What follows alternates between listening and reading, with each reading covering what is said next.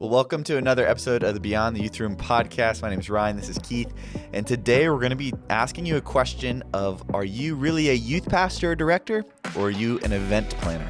And so if you want to figure out which one is true, stick around for today's episode. But if we view events as the primary way to get kids to first-time visitors to come to our ministry or kids to invite their friends, that is a huge red flag that, hey, look, kids aren't really in it for the gospel transformation. They're in it for the fun and the entertainment value. Look at all of our things that we were demanding from families as a church, but what is the family impact of having all these different things? How many times do we say, oh, I have a gospel message for our outreach event, but yet your weekly programming, you don't have a gospel message? You see events as the way that you're competing with what the world, with sports, with grades, with athletics. Do you see your events as the way you're competing? We've said this before too, is what you win them with, you win them too. And so, we see the Pareto's principle, the 20-80 rule. Yeah, where, absolutely. So I would say event planning is not in the 20% of things that will make the largest impact. So the Pareto, some ministries, they feel they need to justify their pay. Yes. It's I'm getting paid for this, so I need to do more activities. I need to do more. Now, I think people might think that they're youth leaders just based on their job title or, youth director, youth pastor. But sometimes we fall into the trap of event planning, right? Where we're just focused on event planning. I feel like in many ways I have the authority to say or talk on this subject because we, when I first joined our staff, we had a very event-driven culture, with youth ministry.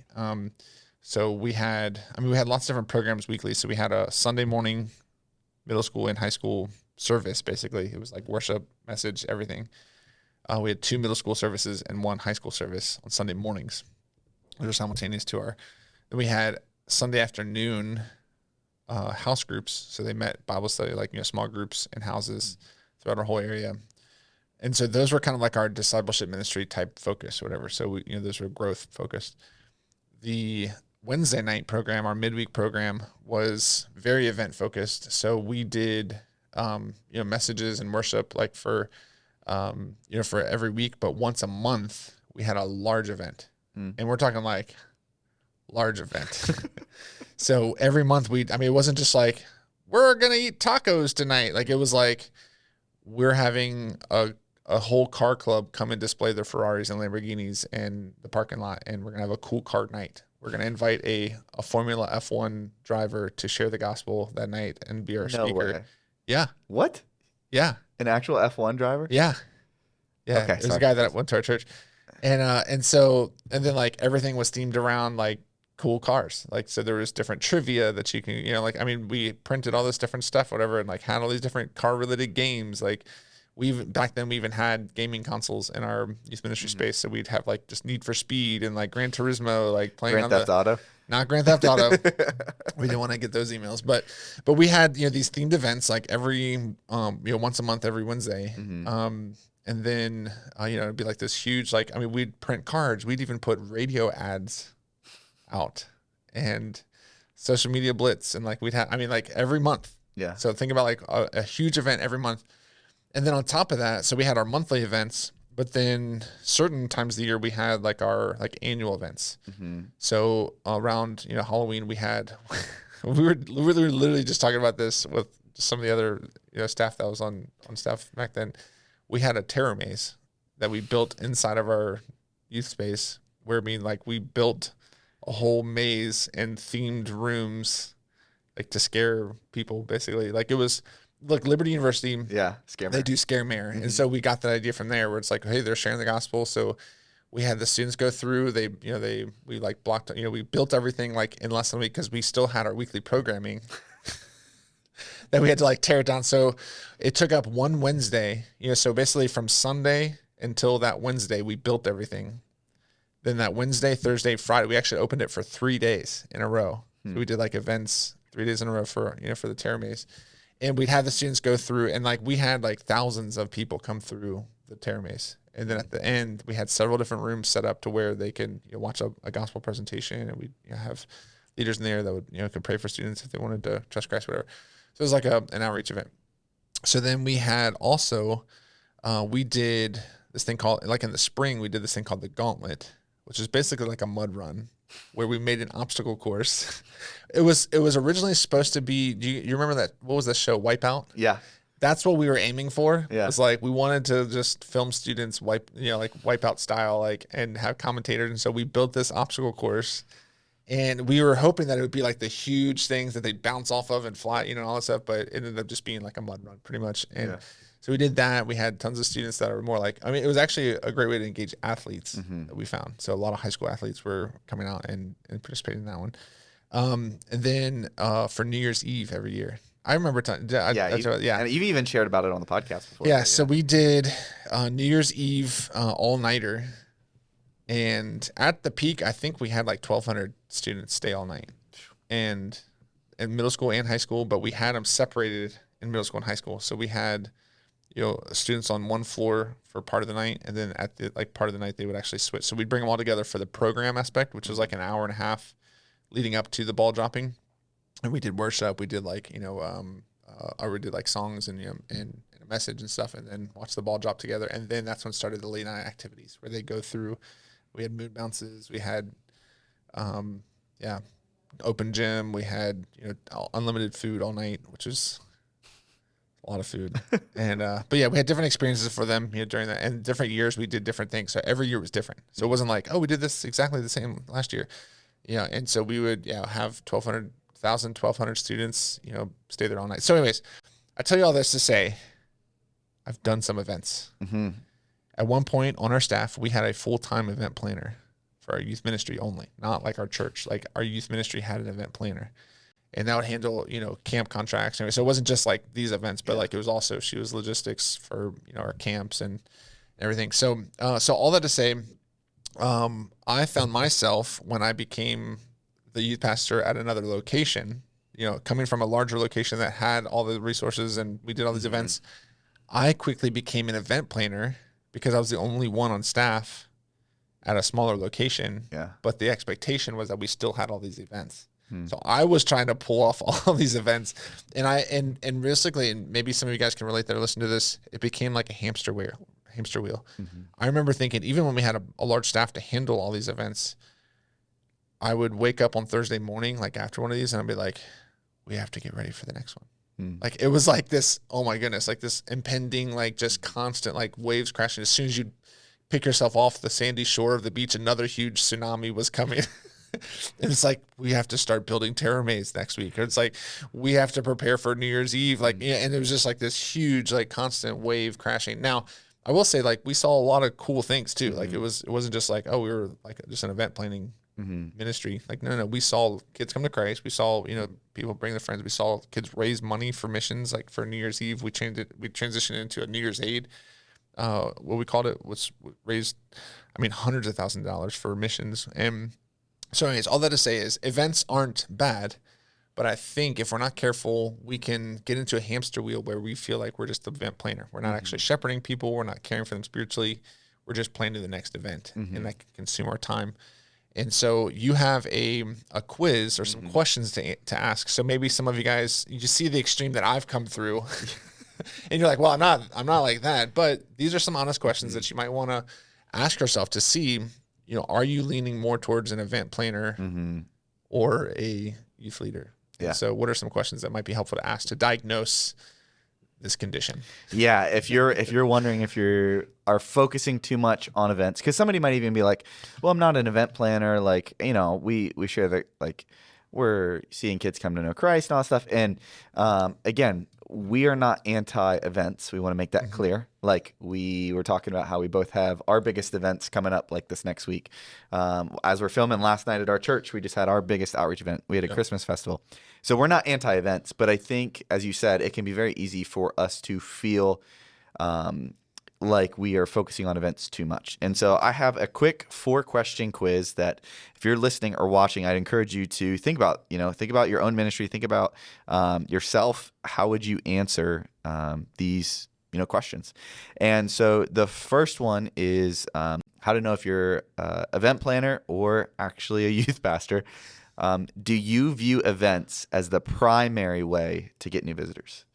So are you planning events with the thought that this is how we will get new students to our youth ministry. Now, well, what was the theme? Like we've heard, I mean, a lot of youth pastors use this where it was like the one night, like if there's one night where you want to invite a friend, like it's this event. Yeah. And I mean, that's a good way to just remind people, like we have friend days or like friend nights, whatever. But like still, like it should be an environment where they can invite you to your youth ministry anytime. Yeah. Well, and I think again, if we do an event but nobody brings anybody, like that might be a red flag too of like, okay, maybe we shouldn't. But if we view events as the primary way to get kids to first-time visitors to come to our ministry or kids to invite their friends, that is a huge red flag that, hey, look, kids aren't really in it for the gospel transformation. They're in it for the fun and the entertainment value. And so I know in our ministry, we've actually done less events and seen more first-time visitors come to know Christ, or for more first-time visitors and more kids come to know Christ. So we're on track this year for over 300 first-time visitors at our youth events. And outside of summer camp and winter camp, which we don't take a ton of first-timers to, we do it a little bit differently. We might have... No, I can be honest. I think we have one like outreach event, and that's our Christmas party coming up. Well, we do a silent disco. Yes, silent disco Christmas party. This is great. If you've never done silent disco in your youth ministry, yes. I mean, don't plan any events. No. But silent disco is actually one of the things that I, even as an old youth pastor, it is fun. It is hilarious. It is. Watch, And so again, we're not anti-events, but if you view events as the primary vehicle to get first-time visitors into your youth ministry, chances are you have the wrong mindset when it comes to events. Yep. Secondly, and so I'll just stop right there. I would say we fell into that a lot. Yeah. We didn't equip students a lot to share the gospel back then. Yeah. And that was our primary way of reaching students, was like we have to have these big, huge, events every month. Which, if I'm a kid, why am I going to invite my friend on a Sunday morning if I know, hey, if I just wait till Wednesday night, we're gonna have this huge event? And it's almost like kids, they know that they store up their friends that they're going to invite, and they wait for the night, invites. And then they bring. I mean, it's how it works. But if you don't do that, so if you take away that expectation of, I'm going to wait till this night, now all of a sudden it's like, oh, well, we just do this every week, so why don't you come with me? And we've seen that. It's not uncommon for us to have 5, 6, 7, 8 first-time visitors a night, and it's just a normal program. So, number one, do you view events as the primary way to get new visitors? Number two, do you fear students will disengage if you don't have fun events? In essence, you feel like, I need to continue to put on fun events because if I don't, kids will become disinterested. Kids will stop coming around. They won't like me anymore. Yeah, or... Well, we'll get to that. We'll get to that in a second. They're not going to come because it's not as fun. Mm-hmm. Yeah. And do you fear that? Do you see events as the way that you're competing with what the world with sports, with grades, with athletics? Do you see your events as the way you're? Well, and we've said this before too: is what you win them with, you win them too. And so if you originally won students because you're fun, crazy events, once that luster dies off, it's gonna not seem as so you might lose students because of that. That's what you won them with, and and so I think even going back to what we talked about on a previous episode of menu versus roadmap, it's like, are you taking students through a personal training journey, or are you just offering them a menu of things to select themselves, which breeds consumerism? Yeah, absolutely. Number 3, this is a huge one. So the first two have been huge red flags. This one is blaring red silent, alert, alert, alert. Do you, quote, save gospel invitations for outreach events? Now, hear me clearly. We're not saying... So you're saying we should not give gospel invitations at events? There he goes. There he goes. Absolutely. I would say if you do an outreach event and you don't give a gospel invitation, you have wasted the event. You missed an opportunity. Holy moly. But... how many times do we say, oh, I have a gospel message for our outreach event, but yet your weekly programming, you don't have a gospel message? I want to be clear. If you are not sharing the gospel and providing the opportunity for kids to trust Christ every week, you're missing the point. Yep. And a lot of people would be like, well, don't your kids... I've had a few people say, well, do your kids get tired of hearing the gospel presentation? And twofold. One, I say it, and I try and say it as honestly as possible, is not when somebody trusts Christ every week. Not when the friend they brought just made a decision to trust Christ, or they just led their friend. But also, two, you can give an invitation in different ways. So we we'll give an invitation and it'll look like, hey, we talked about 1 John 3. We talked about conviction, because that's what he talks about in the end of the chapter. And so we just said, hey, how many of you, just between me and you, raise your hand if you are struggling with conviction for a sin right now that you'd like prayer for. They raise their hand. Then, hey, maybe you're here and you're struggling with the fact that you don't feel convicted over a sin and you're starting to question whether or not you've really, trusted Christ. We want to pray for you. Raise your hand. They raise their hand. And then we say, hey, if you're here and you're feeling convicted about your sin because this is the first time that you ever heard that sin separates us from God and Jesus is the only answer when we walk through the gospel, hey, if you want to make that decision for the first time tonight, would you raise your hand? And then we help those kids, hey, if you want to make that decision, here's what it is. Very simple, time between you and God. And then we close up by praying for the kids who are struggling that they don't feel conviction and the kids that struggle with they do feel conviction. So it gives somebody in the room an opportunity to respond every single time. But a lot of times we see it as like, oh, well, I need to write a gospel message for this event, and I miss that during our regular programming. And I think that is the biggest sign that, hey, you're really just an event planner. It's like you're focusing on, the come and see versus training your kids to go and tell. Yep, that's huge. And then the last one, now this one I thought was interesting because sometimes it's not always internal. Yeah. But the last kind of quiz question is, do you feel pressure to put on events? Mm-hmm. Now that could be from senior leadership at your church. It could be from parents. It could be even from students. Mm-hmm. But maybe that's internal pressure where it's like, I feel like I need to, put on these fun events or, do this. And so if someone is feeling pressure, let's divide it into two different categories. So internal and external. Mm-hmm. If they're feeling internal pressure, let's talk about that. So what are some ways that people might feel internally like they need to put on, like what are some shifts in thinking that they can? The Lord can do immeasurably more than we could ever ask or imagine. Yeah. I've shared this before. I always want to be careful how I say this because I don't want it to sound as like, oh, I'm doing less work. Isn't it awesome? Like, because I've actually struggled with like, I'm doing less than I ever have and we're seeing more spiritual fruit than we ever have. And it's just like this desire of me to want to do it. And God's like, no, I got it. Yeah. And so I think understanding very simply that it's like, look, are you trusting that God can do immeasurably more than we could ask or imagine? Are you focusing your time being spent on helping these kids see spiritual transformation rather than fun and entertainment? So very practically, if I have 5 hours a week that I'm working towards an event, what if I took those 5 hours and I prayed for my students 5 hours a week?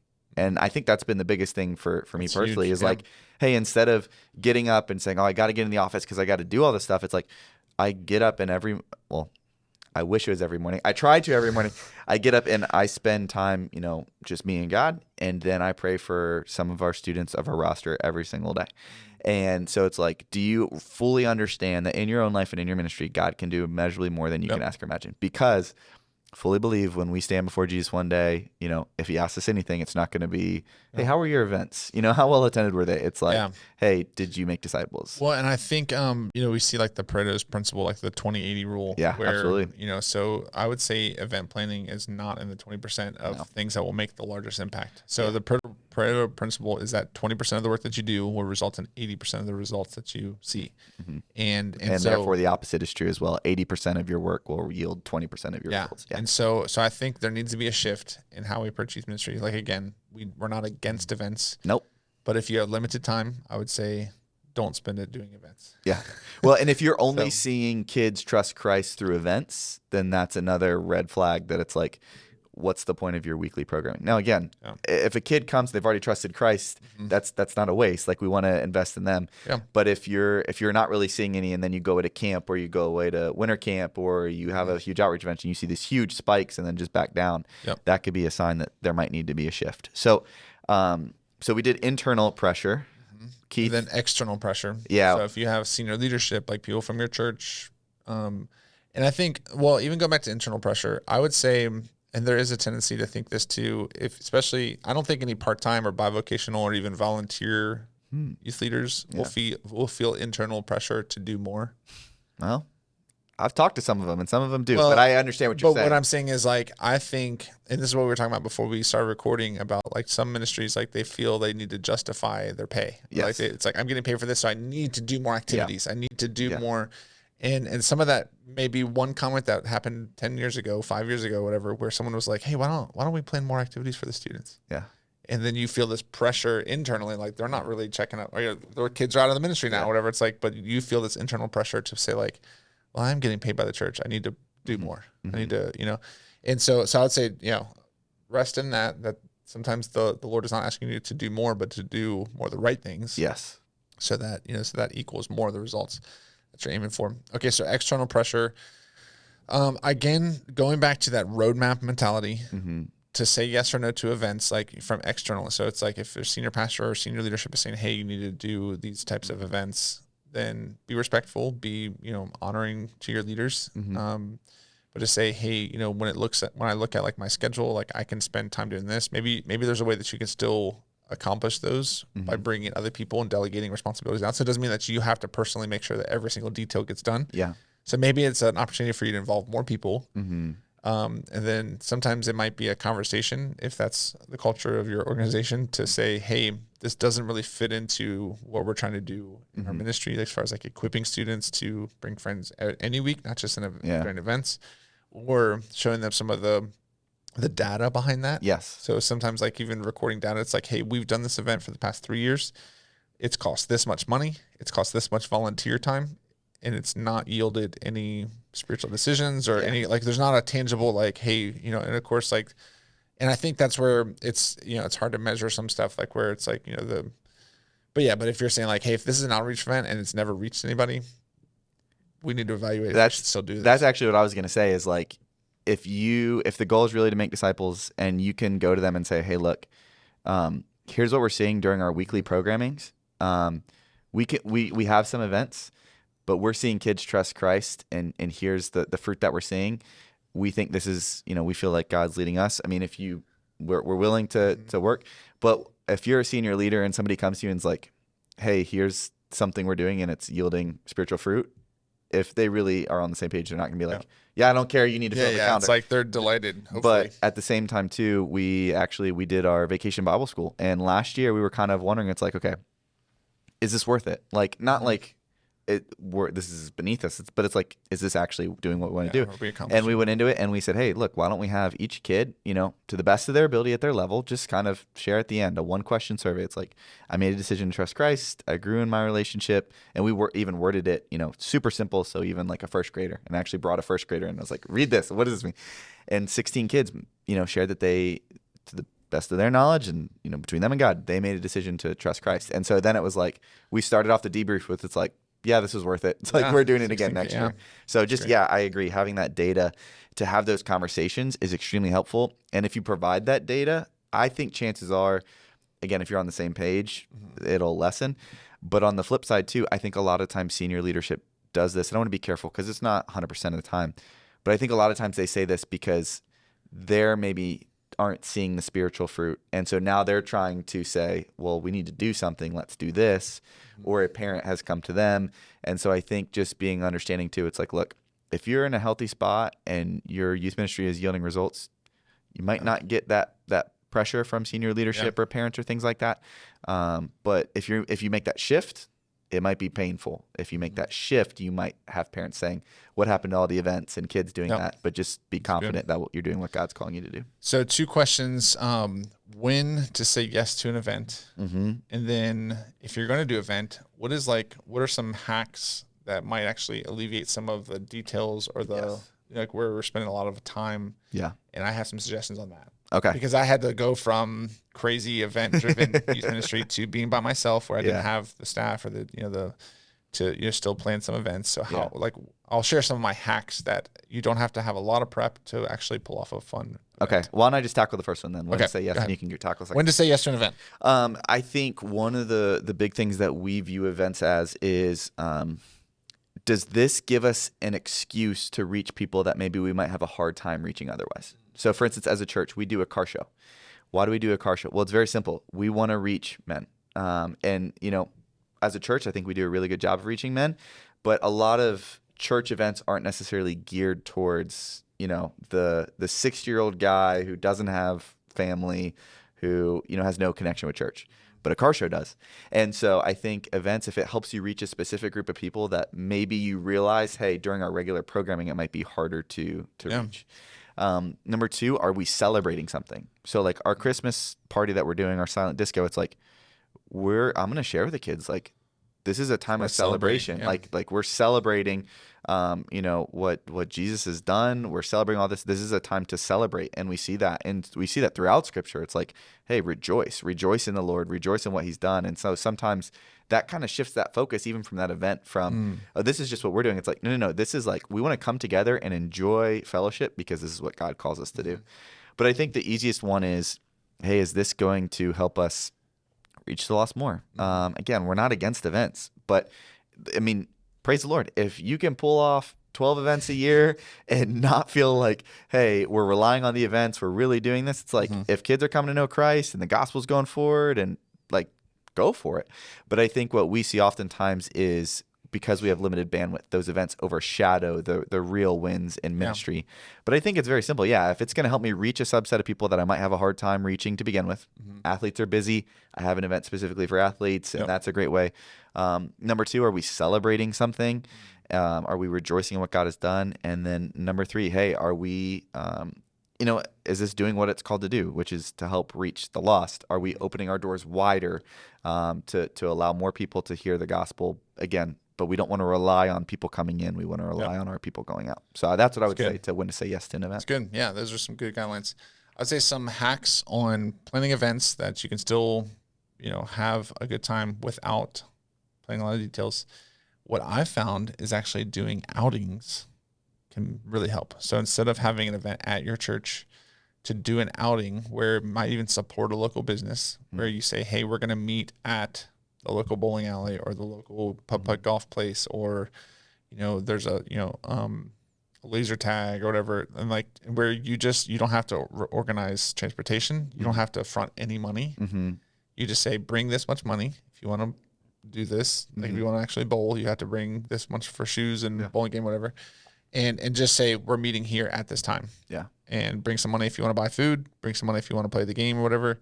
And that, like, we did that throughout the summer because of our camp schedule and stuff and people traveling, we don't do as many weekly programmings, but we do a lot more outings where it's just a lot more casual. We have, maybe sometimes more students. We did a movie night. So we had a mall outing planned at, we have, goodness, what's that place called in the mall? I don't bowling alley. Think about it. It's like Simba with Mufasa. It's like, what's that shadowy place? Uptown Alley. You must never go there. Yeah, well, we had one, and I'm telling you this now because this probably doesn't even sound great, but the day that we were supposed to have one, there was a shooting at the mall. Yeah. Which, sometimes there is where we live. And so anyway, so we pivoted really quick. We're like, movie night at my house. And it was like one of the most attended like events that we did all summer, like, when it comes to outing and stuff. So anyways, all that, and it was like 2 hours notice. Like we were like, yep, we're pulling the plug on that one and getting the word out about, And so anyway, so those type of events, like where you just, you meet somewhere instead of providing transportation, somewhere local. So it's not like meet me 2 hours away at the ski resort, like, whatever, like, make sure that it's, and we found that those are just easy ways to plan. And there's not a lot of commitment level as far as like, you're fronting $500 to reserve a spot. Well, and as you continue to grow, those do become more difficult. That's one of the big things I've seen. Micro events. So that was going to be my next. So you do it per small group. Yes. Or you do it. Yeah. That's been the biggest thing how we've done it too. Us. We did just guys or just girls or just 10th grade boys or whatever, and it's been a really good way to still have outings and memorable fellowship without And then still, like, even on those, I'm like, hey guys, gather around. Just want to share a quick quick thing. That God created you to be with him. It's just like just walk through the gospel, and it's like it's in the public square, like other people might even hear, like it's great. Yeah. So those are some things that we do that are easy to plan. Yes. And not a lot of time and commitment level. Well, we were having a hard time, so we went to our small group leaders and said, hey, we're just going to ask that you guys have 3 events throughout the school year for your small group. I said, partner with another small group, the 10th grade girls partner with the 11th grade girls, or the 10th grade girls partner with the 10th grade guys. I said, I don't care. So they can be just, hey, we're meeting up to get ice cream or we're doing stuff. But we just ask that, you have 3 low-key events throughout the year. And that's kind of helped those kids because they want to have fun. Like, they want to get together, and they enjoy our weekly programming, but it is something different. And this past week, we actually had 4 small groups doing events at different times, different places. So it was like that multiplication playing out, where before I would have had to give up 4 nights or to do something, versus it was one group was having pizza at a leader's house, another one was having a game night, and then one was they were doing Christmas cookies. They were just like decorating, and like 2 of them joined. So it was like super Was that simple. the senior guys? They did have one Cookie decorating? but it was not that one. So yeah, it's a good way. So yeah, I mean, hopefully somebody's listening. You know, again, events, we're not anti-events, but make sure that you remember your calling. You have a higher calling than being an event planner, is what I would say. Yeah. And understanding, again, that simple truth of what we win them with, we win them to, and we cannot compete with the world when it comes to events. And in fact, we should get a shirt. We should make shirts that says "Make disciples, not events." well, we have shirts that say, "But did you make disciples?" And that's what we were to camp. But I think, and then last thing, because we could talk about this all day long, but I think people are feeling a burden in our culture now of their kids' schedules are insane. And so if we as a youth group, now some youth groups I've talked to, they've said, well, it's so crazy, we need to scale back so we don't add to it. I'm like, I don't think that's the answer. Like less discipleship is not the answer. But I think at some point we can be a burden if every time we're going to parents saying, you need to like register for this and it costs money, and register for this and it costs money, and we're going to do this and it costs money. Or I think we can. We had to look at like all of our like things that we were demanding from families as a church and be like, what is the family impact of having all these different things? Yeah. And like, it's crazy. Especially you have kids at different ages and they're like shuttling them around. It's like going to different things that the church offers. So I think that's something to keep in mind. But hopefully this was beneficial to you. Again, we are passionate about making sure that we are training students to go and tell rather than just relying on come and see. We've got some great resources you can use to do just that in our free online community, the Youth Ministry Mastermind. So if you have not joined that yet, join the hundreds of pastors who have done that by clicking the description below and signing up for that. Everything is free in there. There's tons of free resources. There's live calls. There's classes, tons of ideas, and just a great community amongst youth pastors and youth directors as well. So we'd love for you to be a part of that. Of course, if this episode has brought you any value, please like, share, subscribe. We just want to reach more youth pastors and youth leaders, and we want nothing more than the gospel to go forward. So we appreciate you guys taking the time joining us, and we'll see you on the next episode.